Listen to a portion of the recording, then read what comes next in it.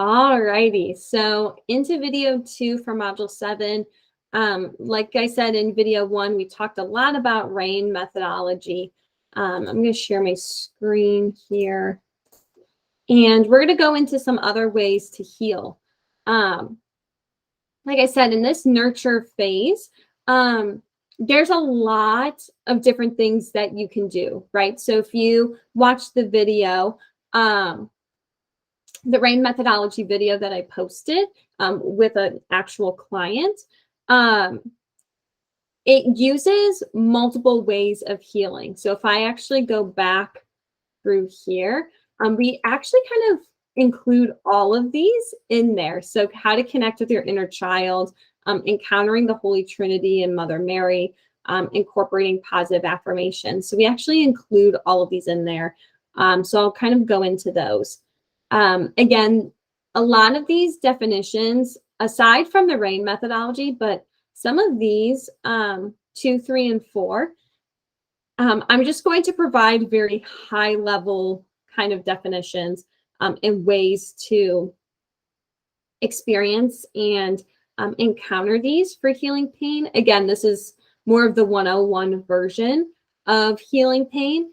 If you would like more content of, hey, I want this like 201, 202 version where I'm kind of delving more into it, let me know and I can add that as like a bonus course. I was thinking about, creating one about partnering with your pain. Again, going a little bit more in depth than what we have, but something to think about. And of course, let me know if that's kind of what you're thinking or feeling, or if there's anything missing in here that you would like to learn more about. So again, kind of diving into this nurture phase, right? Learning how to connect with yourself. A lot of different ways that you can do this. But one of the ways in which you can is by connecting with your inner child. So again, we're really providing that compassion and grace to the places of our hearts that experience pain. And most of that is rooted from deep childhood wounds, whether we realize it or not, right? So you're going to visualize yourself. Again, these are just kind of some generic steps, but just visualizing yourself at a young age and making your heart and inner child feel safe. So attuning and validating through very calming, supportive words, treating your heart as if it's a person. So, for me, it's like little Anna and my heart. Those are one and the same, right? And then you can ask your heart or your inner girl or boy or inner person. So you could say heart or little Anna. What is it that you need from me to feel connected? And then just like pause and listen. This can be very simple. Like a child is so simple. They're so innocent. So a lot of these needs just come up in like 1 or 2 ways, right? Or like 1 or 2 words. Sometimes if you're connecting with your inner child, she might just say like love or rest or I need to play, right? So just really, really tiny things. Again, this isn't always the case. I mean, it just depends on what you're connecting with and things like that. But it's really important to visualize yourself at a young age and really connect from there. So if you're having a hard time connecting with your inner child or really getting into a state of mindfulness, one of the things I do or I recommend, especially to those who are faith-based, is bringing in like the Holy Trinity or bringing in the Mother Mary. For Catholics, it is going to be Mother Mary as an added option. For those who are not Catholic, that's not going to be as much of an option. But by inviting, more of the divine figures in there, or even just like a greater power, if you're not, necessarily religious based, that can kind of bring in a lot of, it could bring in a lot of imagination and just like your heart opening. So typically I ask people for example, just like really inviting the Lord in through prayer, right? Usually I say, at the beginning, like, come Jesus, or come Holy Spirit. Like, I invite you into this space, into this place, to really speak truth over us or over me, depending on if you're working with someone or not. But if you're doing this for yourself, you can say, Lord, like, I ask that you grant me and provide me just like the words or the encouragement that I need in order to connect with you, because I want to connect with you. I want to love you, and I want to be with you, right? So of course, inviting the Lord in during these times. And then you can also ask questions, very similar to what you would ask your inner child, but you can ask people with more, or not people, but beings that are or have divine authority. So for example, how do you want me to heal this need? Help me to understand when I first experienced this pain or this disconnection. So for example, like in Brianna's case, when she was bringing up shame, one of the questions that, I could have asked her is, hey, when is the first time that you have experienced this shame? Lord, reveal to her when she experienced the shame, right? And that can take you back to a memory from like when you were 5 or 6, or I've even had people bring me back to memories when they were 2 or 3, but can even be like, 9, 10 years old, right? But again, the more that you're able to bring it back to first experiences in providing healing there, that's what you can do. So for example, like if you identify when you felt that feeling of shame, let's just kind of go with that. You could say, Lord, like, what do you think of me? Like, what are you most proud of in me? Show me how you love me, because I'm not loving myself in this moment, right? And you can ask like a lot of those kind of questions, and really bring in the Lord to kind of provide that sort of healing. Like, hey, Lord, like, help me to understand, like, when I was feeling shame, take me back to that moment, take me back to that childhood moment, and help me to understand like what I was seeing, what I was feeling, what I was sensing at the time. What were my surroundings around me? Who did I look like? Like how did I react as a child? Like, what were my expressions? What was I wearing? Just things like that. And then asking the Lord, like, Lord, where were you when I was experiencing this? And tell me things that you think of me, and tell me, help me to understand what you see in me, right? So just like questions like that, you're basically leaning on the Lord to help pioneer this discovery of yours, and then allowing him to fill that hole. And that's kind of what we did again in Brianna's, is that she had that visualization of the dove and the tree, where she felt so distant, and then she actually, like, at the end of the call, felt closer, because she was asking the Lord some of these questions and allowing him to protect her, right? The dove is a sign of the Holy Spirit. That is one of the telltale signs of Holy Spirit. So that the Trinity was protecting her, right? And that it was a matter of her opening up her heart, and just allowing the Lord in. Again, you can have it to where the Lord is, or you're asking the Lord to take you back to a wound, like a past pain, but it also could be very present. So that's just something to keep in mind. Again, screenshot this page, definitely use it. And you can even ask your inner child some of these questions as well. So again, what we're trying to do when we're inviting the Lord in is we're trying to build relationship and connection. And this is what is called an encounter. So it's a transition from logical thinking to emotional feeling. So it's more of a heartfelt experience where you feel very moved. Sometimes you can know certain things, but you don't necessarily believe them in your heart. Like logically it makes sense, but you don't believe it in your heart. So these encounters kind of morph the two, right? They kind of provide reassurance and knowing, and then really provide connection and breakthrough through the feeling or believing. So there's a lot of different ways in which you can do this. You can start listening to the different versions of God and how they speak to you, or just different higher powers of being. So for example, God is very much, in and of himself, he is the perfect father, right? He's very much a protector. He is a leader. He wants nothing but good for you. He is your creator.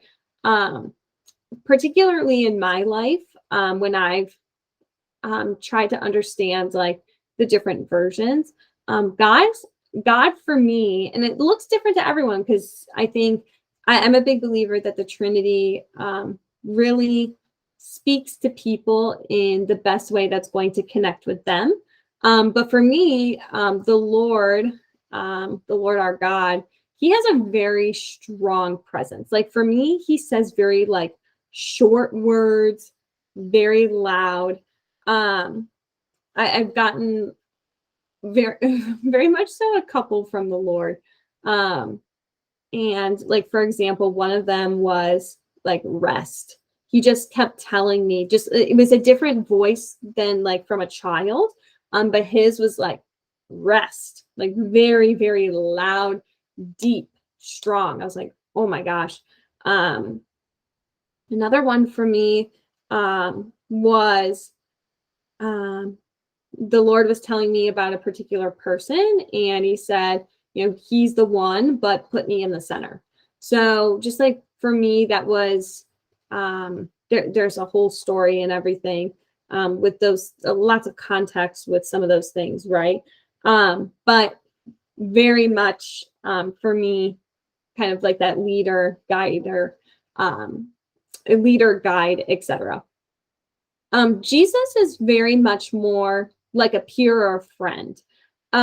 It's easier to relate to him because he's both human and divine. So if you're just looking like, hey, I feel alone, I need a brother, like I just need someone who is there protecting me.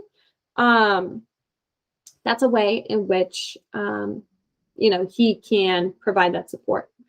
Holy Spirit is definitely more imaginative and creative. So oftentimes I love Holy Spirit. I bring in Holy Spirit a lot into my creativity. I say like, come Holy Spirit. At least in me, the Holy Spirit works very, again, lots of visions, lots of creativity. Again, there's the whole thing about how the Holy Spirit like connects us by like speaking in tongues, or even providing some of those visions, or it's like the words. It's almost like the words to speak or the pictures to envision. And for Mother Mary, again, she's more so the perfect mother, just very nurturing, very calming, just very supportive. I will note Holy Spirit and Mother Mary intersect a lot. And Holy Spirit can demonstrate those qualities of being very nurturing, more comforting, more supportive. If you're not Catholic, again, it can delve into a lot of different ways. Even if you are Catholic and you do believe in the Mother Mary, like how she looks to you may be different than how somebody else views her. But this is typically how these pieces of the Trinity are. They can speak to you. And I will tell you, like, one of my particular encounters, I can't even remember. I think I was feeling pretty alone, and I had this feeling of I'll stop presenting my screen really quick. But this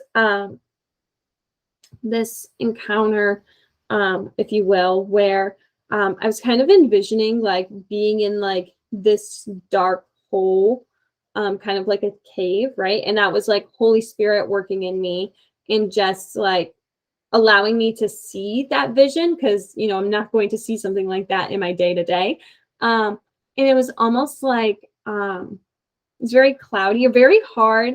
Almost felt like lasers, you know, like if you hit the laser, you would get burned, but just like kind of lots of ups and downs in order to get to the door of this cave to exit the other side. And I remember like in this encounter, Jesus was also there. He was just like sitting next to me and he put like his hand on my shoulder. And that for me just like reminds me of like, hey, you're not alone. I'm here to support you in this and things like that. And he was like helping me kind of go through, you know, not stepping on any of the lasers and things like that. And then, you know, opening the door, and on the other side, like God was there. And God just kind of had this like overseeing presence, knowing that I was going to be able to get out of that hole, to get out of that cave with Jesus's help, with the Holy Spirit's help. And then of course, God himself, just being a continuous provider and protector. So that's kind of an example of how it's happened to me. I would love to hear if, you know, encounters have happened for you and whatnot. But that's kind of, you know, how you can tap into some of these different versions. And then sometimes, you know, depending on your faith and your background, it might be hard to connect with the Trinity. It might be hard to connect with Mother Mary, right? So there's actually different types of encounters that you can do to receive healing. And I'm going to share my screen again so you can see those. And for example, you can connect to your past self. So like inner child, a lot of that kind of stuff. Future self encounters is, you know, hey, like 5-year Anna or 10-year Anna, like, what do you look like? What are you most desiring? What are you imagining? Like, what does your dream life look like? Things like that. Perfect father/mother encounters. So this is not necessarily, it can be God and Mother Mary or God and Holy Spirit, depending on how you want to look at it.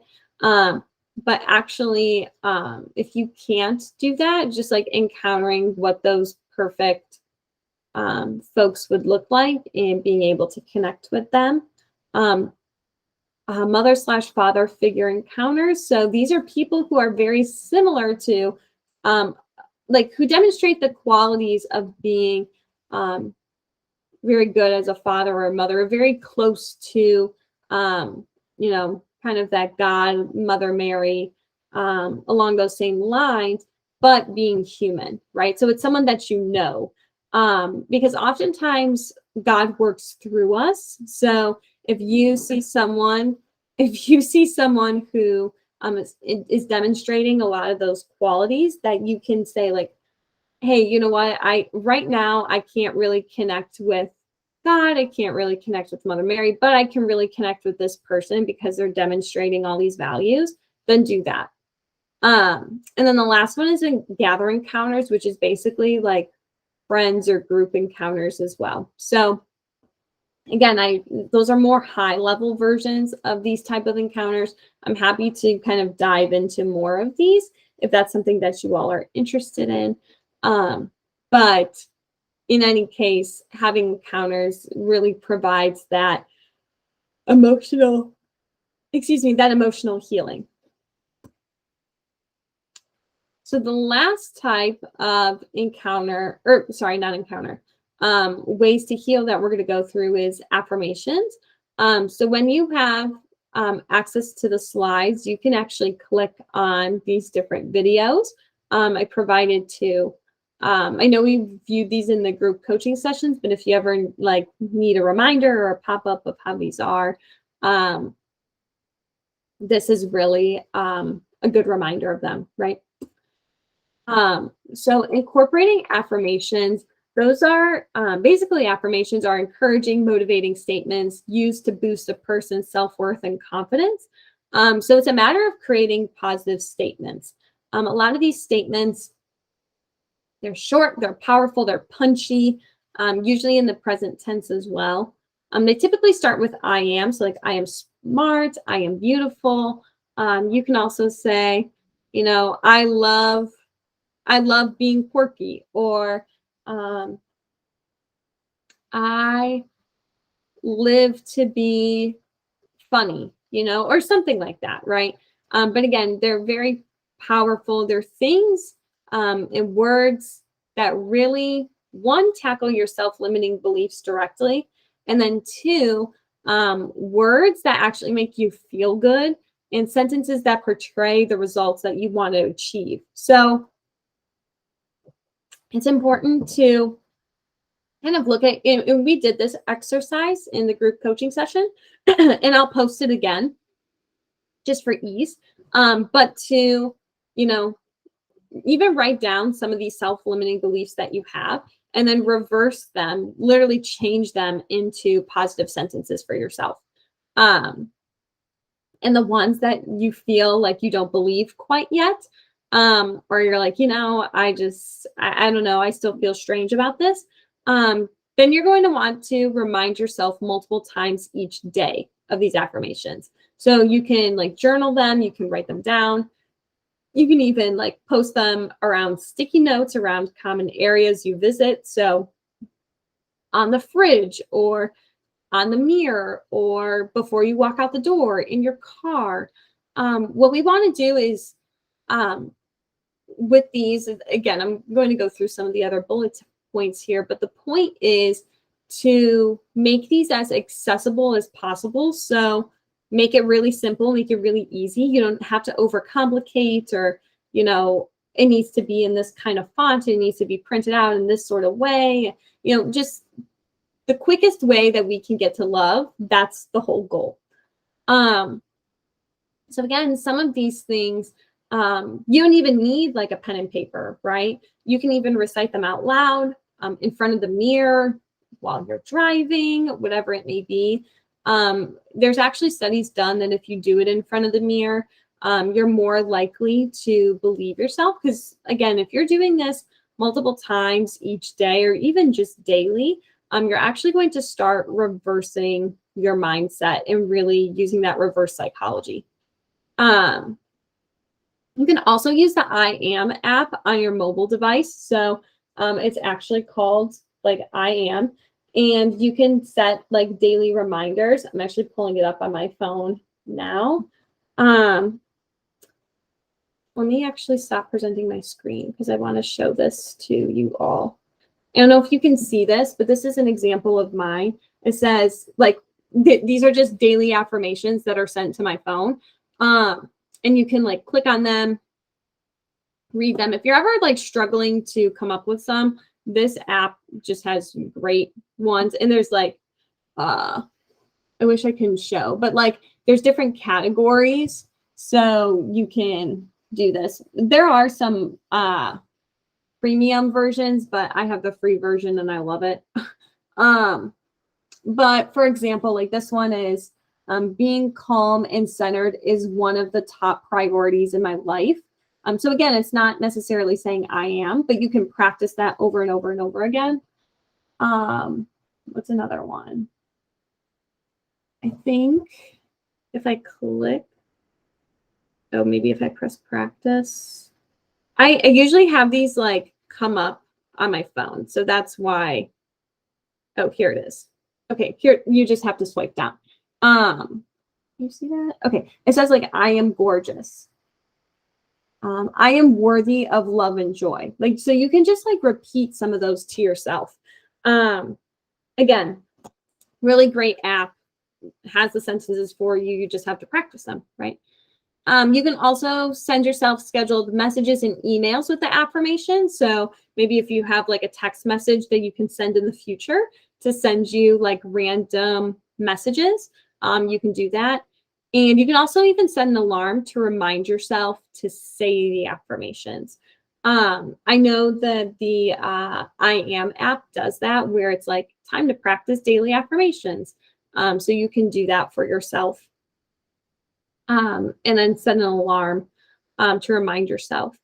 As part of the homework, so I know we were talking about last time in the group coaching session about doing I Am affirmations, either like in front of the mirror or journaling them.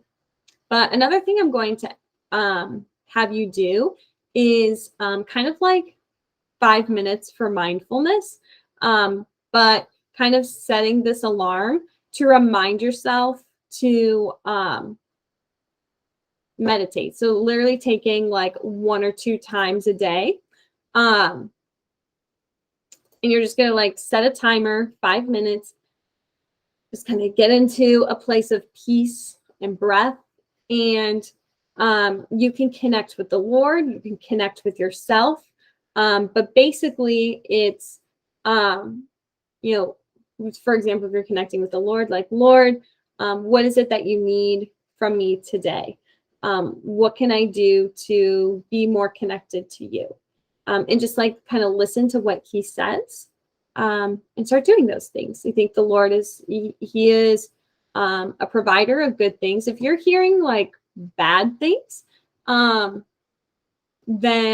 you know, that's important to keep in mind, that that's not of the Lord, like that's of the devil, and might be just trying to infiltrate your thoughts. So just keeping a check of that as well. But again, it's like exercising. You have to like work the muscle, and you can't just work it once a week. Like you have to work it daily in order to build a habit. And again, it's going to be hard to build a habit if you're doing all habits starting all at once. So go at a pace that's more comfortable for you. I actually provide laser coaching sessions in that as well for people of how to manage their time and manage their expectations, and to have more of that balance to build habits, right? Because it's about consistency. Consistency is key. So I'm going to start sharing my screen again. And again, like I said, with these affirmations, it's, you can send yourself scheduled messages and emails. You can send alarms, things like that, so that you're constantly building that within your repertoire. The last thing I wanted to mention is that inner healing can be very exhausting, and it can be very draining. We really tend to be hard on ourselves for not knowing better or sooner about the benefits of healing. We're like, wow, look at how much time I wasted and whatnot. But the importance of it is to be positive throughout. You're doing the work to actually do this inner healing, which a lot of people don't do. So it's just important to remember that. And honestly, if you're being hard on yourself for not knowing better or sooner, that's shame kind of kicking in. So again, we want to train our brain and use positive words of encouragement. So saying things like, you know, I'm learning to break down my patterns of insecurity, or it's okay that I'm feeling angry in this moment, and I'm working to find healthy patterns to solving this emotion. Again, these emotions are meant to be here. And then lastly, I did the best that I could at that time, or they did the best that they could at that time. This is really helpful when you're trying to build empathy for people, is just kind of looking from that lens of grace and compassion. I've talked about this in a video before, but basically saying, you know, like how they're responding, their thoughts, emotions, words, or actions, like that's based on their pain. And they did, especially if this is someone who, you know, kind of did you wrong, did you dirty. that's a way in which you can begin to forgive them, is that, they did the best that they could. And again, you can apply this to yourself, right? As opposed to feeling any sort of like resentment or shame or regret. This could be really important to use as you're going through. Again, just like between positive affirmations, the 𝘱𝘬 methodology, just like connecting with the Lord as well. This is a way in which you can manage your mind when you're getting through inner healing and whatnot. So that's kind of the information that I wanted to talk about today.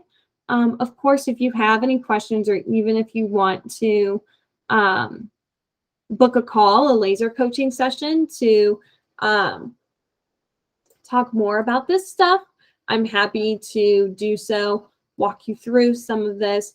But this really is like, aside from, any sort of bonus materials, this kind of is the end of this phase where we're really building that confidence within yourself and really believing in yourself. So again, this will be applicable as you're transitioning careers, as you're diving into new relationships, friendships, whatever it may be, even difficult situations, how to, know your worth and appear confidently and really manifest and bolster healthy patterns that you can embody for yourself, that you can look for within a person, or that you can pass down to your future children and whatnot.